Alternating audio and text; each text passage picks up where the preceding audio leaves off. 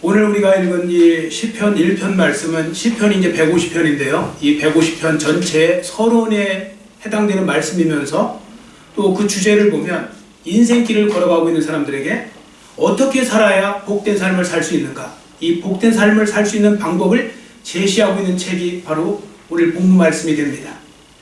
여러분, 하나님 말씀인 성경을 공부하다가 보면 한 가지 깨닫게 되는 것이 있는데요. 그것은 성경 말씀이 오늘 우리로 하여금 어떻게 하면 복받는 인생을 살 수 있는지 그 부분을 제시하고 또 그 답을 주고 있다는 것입니다. 그것도 어느 한 곳에만 기록되어 있는 것이 아니라 성경의 수많은 곳에서 바로 이 질문에 대한 답을 주고 있고요. 오늘 우리는 그 여러 가지 말씀 중에서 그 대표격이 되는 말씀을 오늘 우리가 읽은 것입니다. 자, 그래서 오늘 이 시간에는요, 복 있는 삶을 살고 싶다면 이라는 이 설교 제목을 가지고 성도들이 복 있는 삶, 복된 삶, 복받는 삶을 살기 위해서 어떻게 살아야 되는지 그 부분을 말씀드리도록 하겠습니다. 자, 먼저 오늘 말씀을 잘 이해하기 위해서요, 이 구약 성경에 기록된 복이라는 이 단어, 이 복이라는 말에 대해서 먼저 좀 말씀을 드리도록 하겠습니다. 여러분, 구약 성경에 보시면요, 히브리어 단어로 복이 두 개가 있어요. 하나는 바라크라는 단어가 있고요, 바라크. 하나는 야샤르라는 단어가 있습니다. 야샤르. 자, 바라크는 뭐냐면요, 이게 성경에 구약에 보시면 15번 정도 기록되어 있는데 하나님이 모든 사람들에게 일반적으로 주시는 그냥 복이에요. 하나님 모든 사람에게 일반적으로 주시는 복이 이제 바라크인데, 야샤르는 한 44회 정도 이제 기록되어 있거든요. 40회 이상 기록되어 있는데, 그건 뭐냐면 성도가 하나님과 인격적인 교제를 하는 가운데서 하나님으로부터 특별히 받는 복이에요. 인격적 교제, 하나님과 교제 속에서 받는 특별한 복을 의미하는 겁니다. 그러니까 사람들이 언뜻 생각하면 복, 그러면 물질적인 복, 건강의 복, 뭐 형통의 복, 뭐 이런 거 생각하기 쉽지만 본문에 기록되어 있는 복은 그런 복을 말하는 것이 아닙니다. 그래서 하나님과의 인격적인 교제를 하는 동안, 하나님과 인격적인 교제를 하는 동안 하나님으로부터 받게 되는 특별한 복인데요. 그래서 이렇게 이 복을 가리켜 표현하기도 합니다. 하나님 안에서 넘쳐흐르는 기쁨이다, 뭐 이렇게 또 표현하기도 합니다. 여러분 모두 어느 상황이나 어느 환경에 놓이시든지 주님께서 주시는 넘쳐흐르는 기쁨을 가지시고 참으로 행복한 삶을 살아가시기를 축원합니다. 아멘. 자, 그러면 성도들은 복 있는 삶을 살기 위해서 그럼 구체적으로 어떤 삶을 살아가야 하는 것일까요? 그 부분을 몇 개 말씀드리려고 하는데, 첫 번째는요, 하나님이 언제나 나의 삶의 영순위가 되시도록 만들어야 됩니다. 영순위가 되도록 만드셔야 된다는 것입니다. 여러분, 영순위 아시죠? 영순위. 영순위는 1순위 앞입니다. 보통 우리가 첫 번째 순위, 1순위 이야기하지만 영순위는요, 그것보다도 더 앞섰다는 뜻입니다. 그러니까 이 표현은 성도들이 하나님을 향해서 사용하기에 가장 적합한 표현이 되는 것이죠. 여러분, 여러분에게 있어서 하나님보다 더 중요한 거나 하나님보다 더 가까운 어떤 존재가 있어서는 안 됩니다. 하나님은 항상 우리에게 영순위가 되셔야 됩니다. 하나님을 여러분 인생에 언제나 영순위로 모시는 여러분 모두의 삶이 되시기를 축원합니다. 아멘. 자, 1절 말씀을 우리 한번 같이 읽겠습니다. 1절 같이 읽습니다. 복 있는 사람은 악인들의 꾀를 따르지 아니하며 죄인들의 길에 서지 아니하며 오만한 자들의 자리에 앉지 아니하고. 아멘.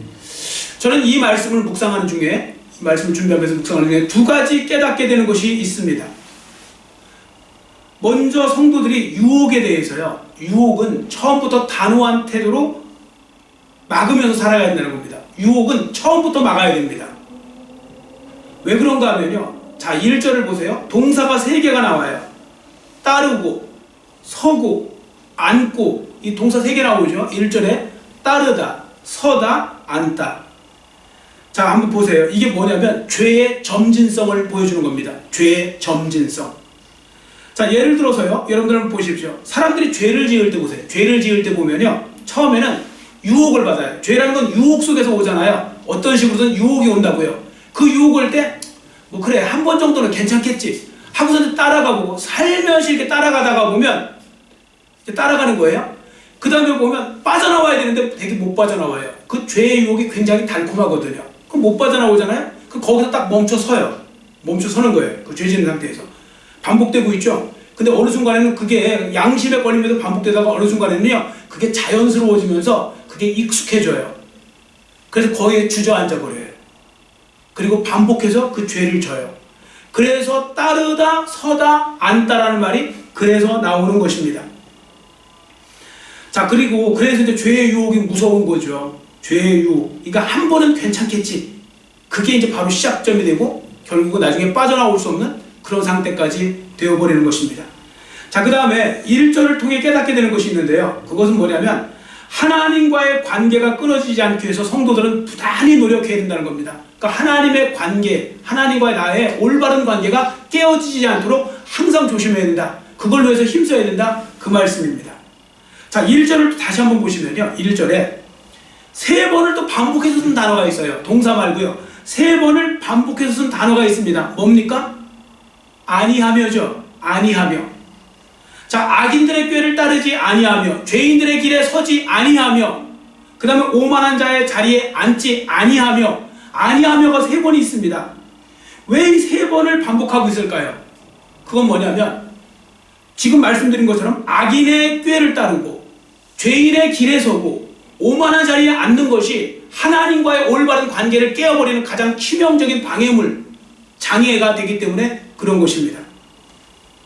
그래서 하나님과의 교제를 영순위로 생각하는 사람은요, 철저하게 더 적극적으로 이 죄악, 죄인을 따르지 않고 악인을 따르지 않고 오만한 자를 따르지 않고 그거와 담쌓고 살려고 애를 쓰는 것이죠. 왜? 그것들이 나로 하여금 하나님과의 관계를 자꾸 방해하는 역할을 하니까 그런 것입니다.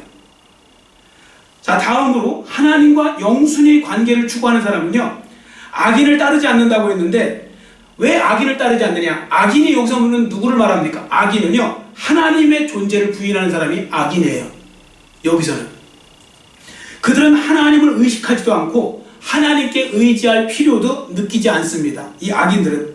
왜냐하면 하나님을 없다고 믿는 사람이 하나님을 의지할 수가 없잖아요. 그래서 악인은요, 저절로 하나님과의 관계가 끊어진 사람입니다. 하나님과 담쌓고 살다 보니 자기가 원하든 원치 않든 어떻게 됩니까? 자기도 모르는 사이에 하나님을 대적하는 일을 해요. 자기도 모르는 사이에 하나님이 싫어하는 일을 해요. 하나님 앞에 책망받은 일을 하고요, 하나님의 뜻과 반대되는 삶을 살고요, 막 그렇게 된다니까요. 저절로 그러한 삶을 살게 되어 있는 것입니다. 근데 문제는 뭐냐? 그런 악인들의 결국은 멸망이라는 겁니다. 망하는 거예요. 그 누구도 예외 없이 망할 수밖에 없습니다. 자, 6절을 우리 한번 같이 읽어볼까요? 6절 말씀 같이 읽습니다.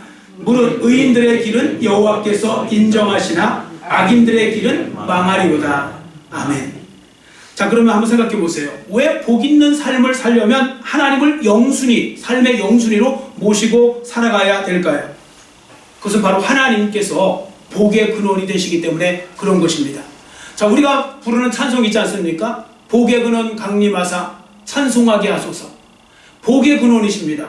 하나님은 복의 근원이시고요, 성경에 보시면 복의 근원만이 아니라 생사화복의 근원이시라고 했습니다.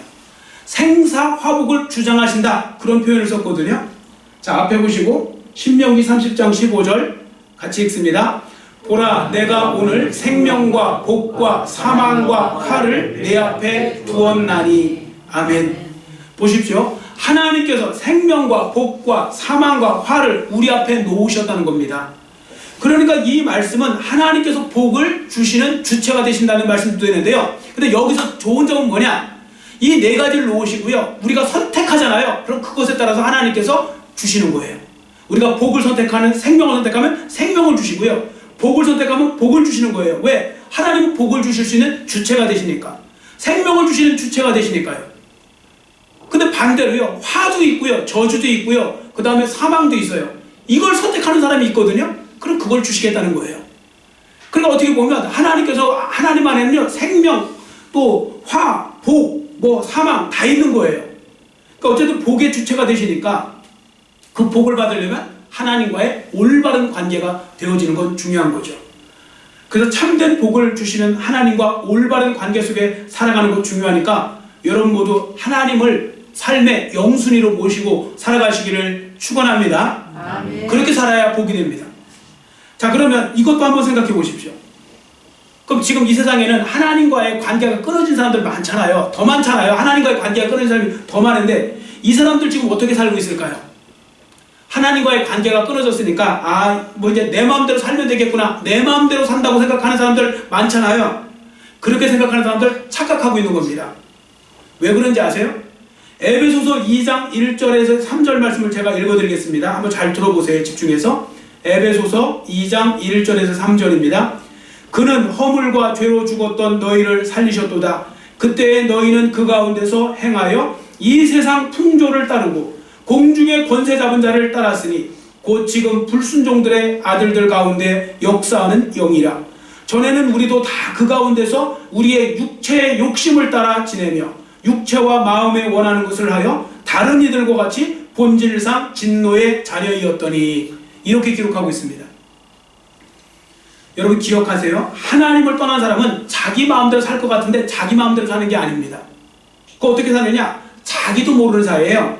육신의 정욕에 따라 살고요, 이 세상 풍조에 휩쓸려 살고요, 궁극적으로 공중권세 잡은 자의 마귀의 종로로 타며 사는 겁니다. 자기도 모르는 사이에 그렇게 산다는 것입니다. 세상 사람들을 보십시오. 하는 거 보면 맨 사람들 눈치 보고 사느냐고, 사람들 쳐다보고 사느냐고 뭐 그렇게 살잖아요. 자기 마음대로 사는 게 아니에요. 그 세상의 풍조를 따르고요, 그리고 다 자기의 그 육체 죄된 본성 따라가고 그 죄 짓고 살고 뭐 그러는 것들이요, 결국은 다 마귀의 종로로 타며 살고 있는 것입니다. 문제는 이러한 사람들 역시 멸망으로 그 끝이 난다는 것입니다. 왜냐하면 하나님의 진노가 그들 위에 부어지게 될 것이기 때문에요. 그래서 본질상 진노의 자녀라고 말씀하고 있죠. 여하튼 하나님과의 관계가 끊어진 사람들은요, 불쌍한 삶의 주인공들이 될 수밖에 없는 것입니다. 바로 이 부분에 대해서 본문 4절은 뭐라고 표현했는지 아십니까? 본문 4절에 보시면 바람에 나는 겨와 같대요. 바람에 나는 겨와 같다. 여러분 겨 아시죠? 아시는 분도 있고 모르시는 분도 있을 텐데, 뭐 겨는 이제 쉽게 말하면 겨도 여러 종류로 나눌 수 있는데요, 뭐 왕겨도 있고 뭐 그러잖아요. 그 여러분 그 벼를 갖다가 나중에 찌우면 뭐 쌀도 나오고 이제 쌀하고 이제 그 껍질이 구분되지 않습니까? 쉽게 말하면 그 껍질이 뭐 껍질 종류가 다 이제 그 겨 아닙니까? 겨? 그 겨는 가볍잖아요. 그래서 바람이 불면 훅 하고 뭐 날아가요. 어디 가서 수소 박혀 있는지도 몰라요. 솔직히 막 바람 세게 불으면요, 쌀은 그 앞으로 떨어지지만 이 왕겨는 어디로 날아가는지도 모를 정도로 뭐 가벼우고 더 가볍고 그렇습니다. 자, 이 말씀이 무슨 말씀일까요? 여러분 그 타작을 하면요, 그러니까 지금 말씀드린 그 이제 쌀을 이제 벼를 찢잖아요. 그러면 이제 막 옆에 막 왕겨가 많이 쌓이고 막 그러잖아요. 제법 쌓인 것처럼 보이는데요, 지금 말씀드렸잖아요. 갑자기 바람이 세게 확 불면요, 얘가 확 날아가면서 어디로 날아갔는지 알 수 없는 막 그런 현상도 생겨납니다.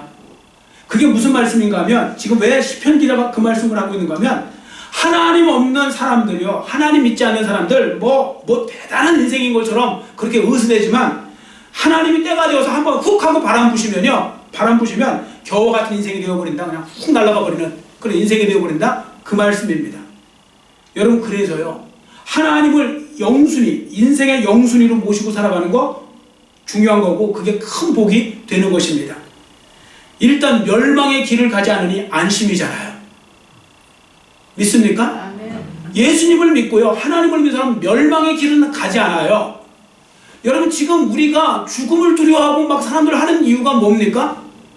죽은지가 궁금한 거예요. 어떻게 될지 모르는 거니까 두려운 거예요. 여러분 우리는 살면 이 땅에서 우리가 천국을 누리고 사는 거고요, 죽으면 하나님 나라 가서 천국 속에서 살아가는 거고요. 일단 안심이 됩니다. 멸망의 길을 걷지 않는다니까요. 그런데 또 한 가지는 뭐냐면, 우리에게 복된 인생을 이 세상 사는 동안에 하나님께서 복된 인생을 살 수 있도록 만들어 주신다는 것입니다. 그래서 여러분들 복의 근원이신 하나님을 삶의 영순위로 모시고 살아가는 것 중요하니까, 정말로 말로만 아니라 정말로 여러분 인생에 하나님보다 더 중요한 존재가 없고, 하나님보다 더 중요한 것이 없고, 하나님보다 더 중요한 사람이 없고, 하나님보다 더 중요한 일들이 없는 그런 삶이 되셔서 하나님을 영순위로 모시고 살아가는 주님의 자녀들이 되시기를 간절히 빌고 원합니다. 자, 두 번째, 복 있는 삶을 살려면요, 하나님의 말씀을 삶의 기준으로 삼고 살아가야 된다는 겁니다. 하나님 말씀을 여러분 삶의 기준으로 삼고 살아가야 됩니다. 여러분 이 땅을 살아가는 사람이라면 다 나름대로요, 삶의 기준이 있습니다. 그 기준을 잡고 살아가는 사람이 있어요. 예를 들어서 어떤 사람이 이 세상의 기준을 따라 살아가잖아요. 그럼 세상 사람이에요. 그 사람을 세상 사람이라고 부르고요. 어떤 사람은 불교의 가르침을 그걸 기준으로 삶의 기준으로 삼고 살아가잖아요. 그 사람은 불교 신자예요. 마호메트의 교리를 갖다가 삶의 기준으로 붙잡고 사는 사람은 이슬람 신자예요. 여러분, 그러면 예수님을 믿는 우리는 어떻게 살아야 진짜 크리스천이 되는 것일까요? 바로 하나님 말씀인 이 성경을 기준으로 삼고 삶의 기준으로 삼고 살아갈 때 진짜 예수 믿는 사람이 되는 것입니다. 그런데 여기서 감사할 것은요, 당연히 우리 크리스천으로서 하나님의 말씀 붙잡고 살아가는 건 당연한데 그렇게 살아가잖아요. 그러면 하나님께서 복된 인생으로 우리에게 복된 인생이 될 수 있도록 만들어 주신다는 것입니다. 여러분, 명심하시기 바랍니다. 복 있는 삶을 살고 싶다면 반드시 하나님의 말씀을 나의 기준으로 삼고 살아가셔야 됩니다. 한번 저를 따라 큰 소리로 해주시기 바랍니다. 하나님 말씀을 나의 삶의 기준으로 삼자. 아멘. 자, 그래서 이 사실을 잘 알고 있는 시편 기자가 오늘 본문 22절 말씀을 기록하고 있는 겁니다. 자, 본문 2절 우리 한번 같이 읽겠습니다. 오직 여호와의 율법을 즐거워하며 그 율법을 주야로 묵상하는도다. 아멘. 제가 이번에 이거 메시지 성경으로 찾아보면요, 유진 피터슨이 쓴 메시지 성경이 있거든요. 그건 굉장히 어떻게 색다른 해석을 해놔요. 굉장히 알기 쉽게 하면서 현대식으로 번역한 그 성경이 있는데요. 그분이 이렇게 메시지 성경을 썼습니다. 2절 말씀을 오직 하나님의 말씀에 사로잡혀 밤낮 성경 말씀을 곱씹는 그대여. 아주 시적으로 표현했습니다. 밤낮 성경 말씀을 곱씹는 거예요. 여러분, 곱씹는 거만 반복해서 그냥 씹는 거 아닙니까? 이 곱씹는 그대여. 이렇게 이제 기록했더라고요. 자, 그러면 한번 생각해 보세요. 본문 2절에 보시면 그냥 율법이라고 해도 되잖아요. 율법이면 하나님의 율법이니까. 근데 여호와의 율법이라고 하면서 여호와를 강조하고 있을까요? 왜? 거기에는요, 이겁니다. 하나님이라고 강조하실 때는 변함없다는, 하나님 말씀이 변함없고 변치 않는다는 것을 어떻게 보면 강조하는 것이라고도 볼 수 있습니다. 하나님 말씀은 변함이 없는 말씀이라는 거죠. 여러분, 하나님 말씀에 대해서 여러분 잘 생각하셔야 돼요. 하나님 말씀은요, 어제 옳았던 말씀이 오늘은 틀리고 오늘 틀렸던 말씀이 내일은 옳고 막 그렇게 왔다 갔다 하는 말씀이 아닙니다. 언제나 동일한 말씀이요, 틀림없는 말씀이요, 변함없는 말씀인 줄 믿습니다. 그러니까 하나님 말씀을 자꾸 시대적으로 해석하려고 하는 사람도 있는데, 그러면서 이 시대에는 안 맞는다, 이런 사람들은 하나님 나라 들어갈 생각을 하지 마셔야 됩니다. 하나님 말씀은 2000년이 되든 앞으로 3000년이 되든 하나님의 말씀에 세상을 맞춰야지, 세상 기준에다가 하나님 말씀을 맞추려고 하면서 나는 크리스천이다? 아니요, 그건 세상 사람인 거죠. 하나님의 말씀은 살아있고 운동력이 있어 갖고요, 오늘도 살아계신 하나님 안에서 주어지는 말씀이기 때문에 그 말씀은 변치 않는 말씀이 되는 것입니다. 그러니까 그 말씀을 기준으로 삼아야 되는데 자꾸 세상의 생각, 세상의 사고를 갖고 하나님 말씀을 들여다보려고 하니까 자꾸 뭐 요즘은 이래서는 안 된다, 이건 바꿔야 된다, 이런 헛소리들을 하고 있는 사람들이 많은 것입니다. 그래서 하나님의 자녀들이 우리들은요, 얼마든지 안심하고 계속해서 하나님 말씀을 우리 인생의 기준으로 삼을 수 있는 겁니다. 왜? 하나님 말씀은 변치 않는 말씀이니까요. 자, 그리고 또 2절에 보세요. 묵상한다는 말이 있죠. 묵상하는도다. 여러분, 묵상한다는 말을 때 여러분 뭘 떠오르세요? 우리도 뭐 묵상 기도합시다 뭐 그러잖아요. 사실 그렇게 쓰기도 해도 돼요. 왜냐면 그런 의미가 있으니까. 동양적인 의미는 묵상은 뭡니까? 뭐에 강조 있어요? 좀 잠잠히 침묵하면서 이렇게 속으로, 아니면 이렇게 그냥 뭐 말을 조금씩 이렇게 이야기하면서 하나님 말씀을 이렇게 생각하는 거, 이렇게 좀 묵상한다 뭐 이런 이야기를 많이 쓰잖아요. 근데 그런 의미라면 이 본문에 나오는 묵상은 조금 다른 의미가 있어요. 강조점이 달라요. 여러분, 혹시 TV에서나 직접 가보신 분도 계실 수 있겠지만 TV에서 혹시 왜 예루살렘 통곡의 벽이라고 있잖아요. 그 예루살렘 성벽 무너진 그 터가 남은 데서 사람들 기도하는 거 혹시 보신 적 있으시죠? 예, 다 서서 기도하죠. 서서 기도하면서 막 거기다가 막 벽에다가 손을 대고서 기도하기도 하고 그냥 뛰고서도 기도하고 뭐 그러는데, 그때 어른이나 애들이나 할 것 없이 다 앞뒤로 흔들면서 막 기도하죠. 그것도요, 저는 직접 가서 봤거든요. 굉장히 시끄럽게 기도해요. 막 그냥 기도를 해요. 그럼 막 몸을 앞뒤로 흔들면서. 근데 그것도요, 묵상하는 도다에 해당되는 묵상 기도거든요. 그 소리를 지르는데 왜 묵상 기도일까? 강조점이 다른 겁니다. 그러니까 여러분 뭐냐면요, 묵상 기도가 지금 우리 자꾸 조용히 기도하는 거에 자꾸 초점을 맞추려고 하는데 그런 의미가 아니고요. 내가 하나님의 말씀, 예를 들어 내가 하나님 말씀을 인생의 기준으로 삼고 그 말씀대로 살겠다고 오늘 나 자신 스스로에게 반복해서 다짐하고 외치는 거예요. 소리를 외쳐도 되고요, 속으로 해도 괜찮아요. 그러니까 강조점은 속으로 하던 소리를 지던 그게 아니고 반복해서 내가 하나님 말씀대로 살겠다, 이걸 곱씹는 거예요. 그래서 자꾸 곱씹어야 돼요. 아침에 일어나셔도 내가 오늘 하나님 말씀대로 살아야지. 저녁에도 내가 오늘 하나님 말씀대로 살았는가 생각하면서 내일도 하나님 말씀대로 살아야지 하면서 자꾸 그렇게 반복해서 곱씹는 거예요. 자, 그럼 한번 생각해 보십시오. 왜 성도들이 하나님의 말씀을 인생의 기준으로 삼고 살아갈 때 복 있는 삶을 살 수 있을까요? 그건 당연히 첫 번째 말씀드린 것처럼 여호와 하나님께서 복의 근원이시니까요.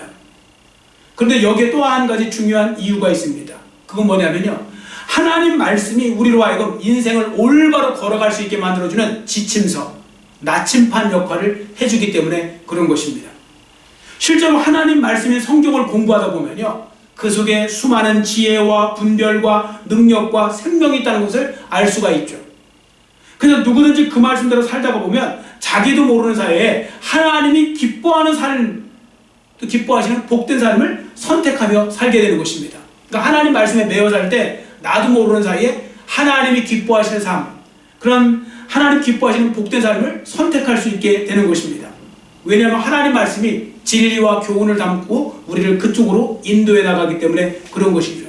지난 수요일 날에도 제가 말씀드린 것처럼 하나님 말씀은요, 책망하는 기능도 있어요. 안내하는 기능도 있어요. 자, 예를 들어 보겠습니다. 여러분, 하나님 말씀해 보시면요, 우리가 꼭 붙잡아야 될 것이 무엇인지, 과감하게 내려놓아야 될 것이 무엇인지를 하나님은 가르쳐 주세요. 또 우리가 꼭 품어야 될 것이 무엇인지, 우리가 과감하게 버려야 될 것이 무엇인지를 하나님 말씀은 보여주고 계세요. 또 하나님은 우리가 정말로 사랑해야 될 것이 무엇인지, 우리가 미워해야 될 것이 무엇인지 말씀으로 보여주고 있습니다. 다 사랑하라고 하지 않습니다. 죄를 미워하라고 합니다. 마귀를 미워하라고 합니다. 육신의 정욕을 미워하라고 합니다. 버려야 될 것도 과감하게 버리라고 합니다. 끊어야 될 건 과감하게 끊으라고 합니다. 그런데 이 부분에 있어서 많은 성도들이 어떻게 살아가고 있습니까? 하나님의 말씀을 멀리하고 하나님의 말씀에 불순종하다 보니까 단호하게 버려야 될 건 미적 붙들고 있어요. 마치 그거 놓치면 죽을 것 마냥 미적. 그리고 정작 놓지 말아야 될 것은 너무 쉽게 놔버립니다. 반대로 살아가고 있는 거예요. 그런 사람들이 어떻게 복된 삶을 살 수 있겠습니까? 하나님 안에서 끊어야 될 건 뚝 끊고 붙들어야 될 거 꽉 붙들어야 되는데 반대로 살아가는 거예요. 반대로. 왜? 이 세상에 어떤 그런 기준이 자꾸 내 마음속에 들어와서 그런 것입니다. 여러분 모두 무슨 일이 있으셔도 하나님 말씀을 기준으로 삼고 하나님 말씀 따라서 살아가는 그런 귀하복된 삶이 되시기를 축원합니다. 아멘. 자, 세 번째, 복 있는 삶을 살려면요, 하나님의 복을 사모해야 됩니다. 하나님의 복을 사모해야 된다고 말씀하고 있습니다. 자, 시편 107편 9절 말씀 앞에 보시고 같이 읽겠습니다. 시편 107편 9절 같이 읽습니다. 그가 사모하는 영혼에게 만족을 주시며 줄인 영혼에게 좋은 것으로 채워 주시미로다. 아멘. 하나님은 은혜를 사모하는 자에게 영혼을 만족하게 하시고요, 또 줄인 영혼에게 좋은 것으로 채워주시듯이 우리가 복을 구하잖아요. 하나님의 복을 구하면 하나님의 복을 우리에게 주시고 우리에게 그 복으로 채워주시는 분이십니다. 자, 그러면 하나님이 주시는 복은 뭘까요? 이거 한 가지만 말씀드리려고 하는데요, 오늘 본문을 통해서 그냥 이렇게 표현해 보았습니다. 시냇가에 심겨진 나무와 같은 복, 그런 복을 주신대요. 시냇가에 심겨진 나무와 같은 복. 자, 여러분 아시다시피 시냇가에 심겨진 나무는요, 사방에 가뭄이 들잖아요. 그래도 그 시냇가 나무는 끝까지 버텨요. 왜 버티는지 아시죠? 시냇가에 물이 흘러가는 한 그 물을 뿌리로 흡수해 갖고 살아나는 거거든요.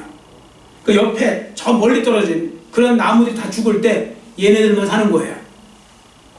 놀라운 사실은요, 하나님께서 하나님의 복을 사모하는 자에게 그의 인생을 번쩍 들어서요, 바로 그 축복의 장소에다가 옮겨 놓아주시는 복을 주신다는 겁니다. 자, 여러분 한번 이런 상상을 해보세요. 어떤 지역에 큰 가뭄이 들었어요. 상상 못한 가뭄이 들었어요. 나무들이 바짝바짝 다 말라가고 있어요.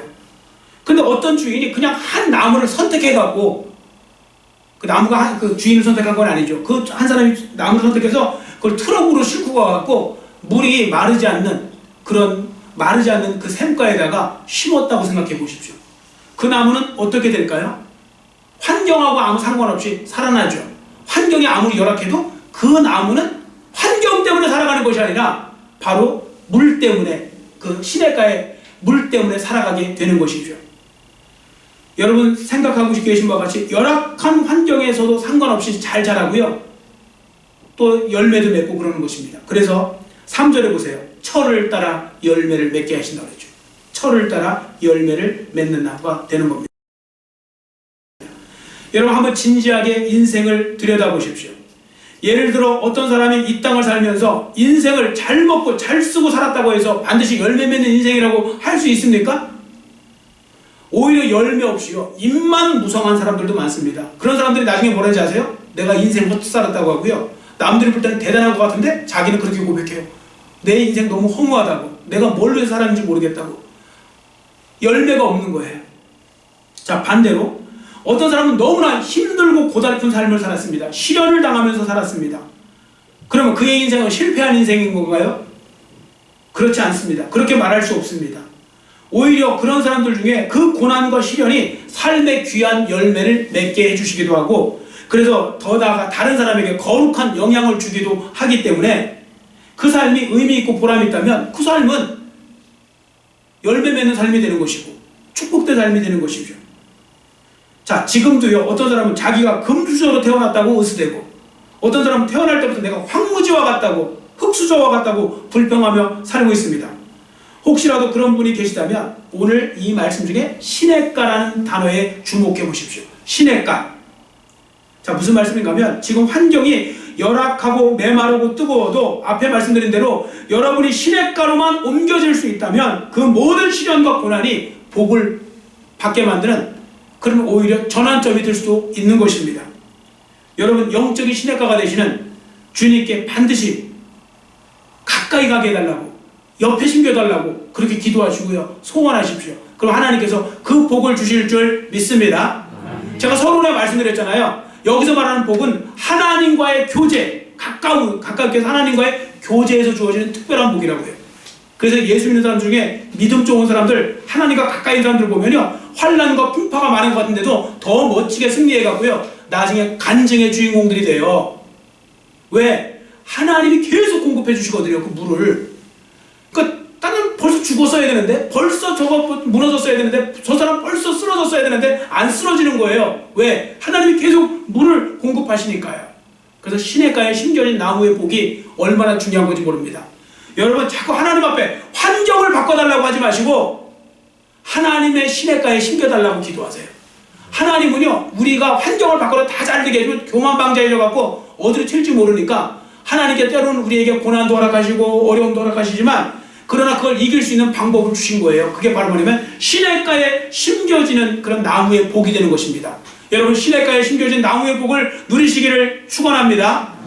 그럼 승리할 수 있는 것입니다. 아무쪼록 오늘 주신 말씀을 마음에 새기시고요, 여러분께서 정말로 복 있는 삶을 살고 싶으시다면 복의 근원이신 하나님을 삶의 영순위로 모시고, 그 다음에 여러분들 하나님 말씀을 인생의 기준으로 삼으시고, 그리고 더 나아가 하나님의 복을 사모하며 날마다 그 복을 구하는 삶을 살아가시기를 원합니다. 그래서 여러분 모두 하나님이 주시는 복을 받으셔서 축복의 통로로 쓰임받는 여러분 모두의 삶이 되시기를 간절히 빌고 원합니다. 기도하겠습니다. 사랑하는 하나님 아버지, 오늘은 말씀을 통하여서 우리가 복 있는 삶을 살고 싶다면 어떻게 살아야 되는지를 보았습니다. 오늘 주신 말씀을 기억하면서 하나님을 정말로 나의 삶의 영순위로 모시고, 하나님 말씀이라면 과감하게 버릴 건 버리고, 또 하나님 구할 것은 구하고, 붙잡을 것은 붙잡고, 품어야 될 것은 품을 수 있는 그런 사람이 되기를 원합니다. 또한 하나님의 복을 사모하며 하나님의 은혜를 구하는데 특별히 오늘 주신 말씀처럼 시냇가에 심겨진 나무와 같은 복을 주시기를 원합니다. 그런 복을 원하오니 자꾸만 우리의 환경만 변화시켜달라고 하지 말 것이 아니라, 오히려 하나님의 아버지 하나님의 그 은혜의 가까이 갈 수 있도록 하나님께 가까이 힘겨줄 수 있도록 아버지 하나님 우리가 구하는 그러한 아버지 하나님의 복을 사모하는 우리 성도들이 되기를 원합니다. 은혜 베풀어 주시고 오늘도 그렇게 살아갈 때 하나님 주시는 복된 삶의 주인공들이 모두 될 수 있도록 은혜 베풀어 주시옵소서. 감사드리오며 예수님의 이름으로 간절히 축복하오며 기도드려 싸움나이다. 아멘.